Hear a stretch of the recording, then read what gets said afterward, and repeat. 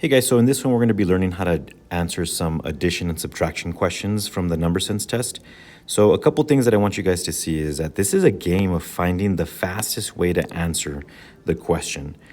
The reason being is because the person that's creating it, the writer, they're creating the question so you can either take very long or so you can be forced to find a shortcut.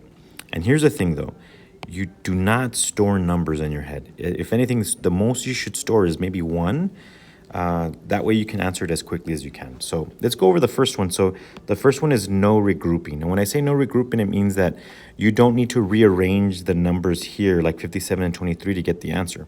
So what I recommend here, whenever you're subtracting two numbers, they're always going to be horizontal. It's never going to be something like this on the test. This is a 3. They're never going to write it vertically. They're always going to write it horizontal, okay? So what I recommend you do whenever you're answering something like this, since these are no regrouping, just subtract the 1s with the 1s, and that's a 4. And then subtract the 10s with the 10s, and that's a 3. So these are pretty straightforward, okay? Now we can start getting a little messy whenever you have, a 2-digit plus a 3-digit, but still, 1 with 1s, that's a 5. 10s with 10s, that's a 3.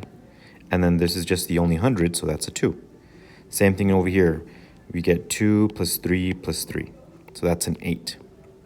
And then you get the 10s plus the 10s plus the 10s. So 1 plus 3 is 4. And then there's only 1 in the hundreds.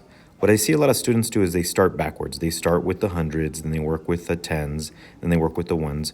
You always go in this direction whenever you're adding or subtracting, because you can get caught in borrowing. When you are regrouping, you can get caught up there, okay? So work from the 1s and then move on up.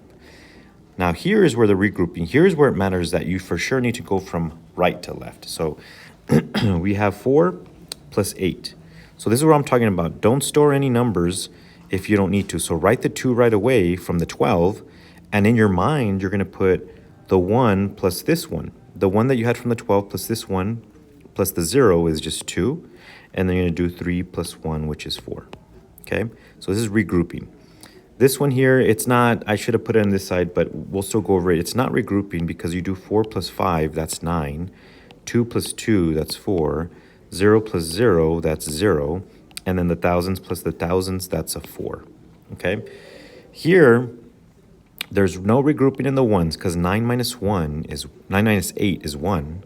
And then we have 4 and a 3. 3 minus 4, well, that's going to be negative. So we're going to have to borrow from the 3s. But since we can't scratch off, what you need to think of, this is no longer a 3. It's now a 13 because we borrowed from the 4. Okay? So remember, don't store any numbers in your head. All you have to do is 13 minus 4, that's 9. And then when you go to the hundreds, now you remember this is no longer a 4, it's a 3. 3 minus 1 is 2. Okay? So you always work from left to right, and if you need to borrow, then borrow. So here, we need to borrow right away because 5 minus 7, you can't do that. So this automatically comes a 15. So 15 minus 7, that's an 8. Well, how do we get that 15? We borrow from the 2, that's a 1. So 1 minus 7, well, that's going to be, you can't do that, so you're going to borrow. So it's going to be 11 minus 7, which is 4. And this is really a 2. 2 minus 2 is 0, so that's it right there.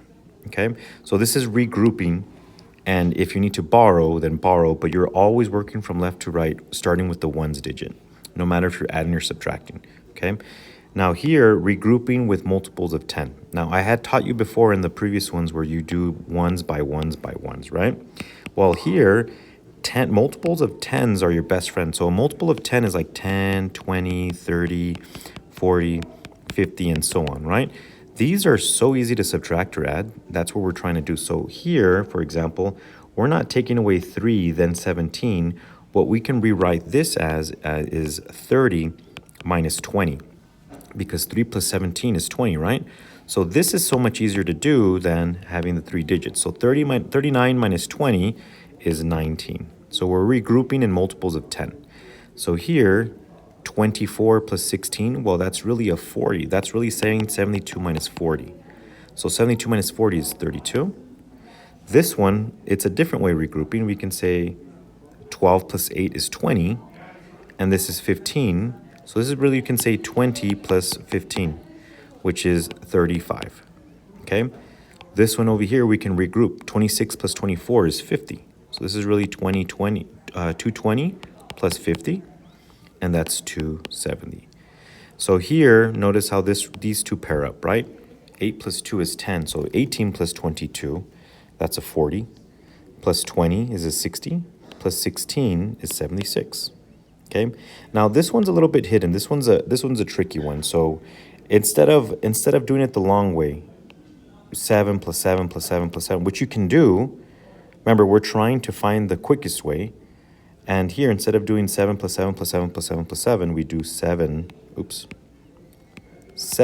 times 5. And that is 35. So the number of times that you see the 7, you're going to multiply that times the 7 itself. So again, remember, we're trying to find the fastest way to answer the question because the writer is creating the questions so that you can either take long or you can find the shortcut. And here, the biggest thing is not to store any numbers because that's where we get caught up and we take a little bit longer than we should.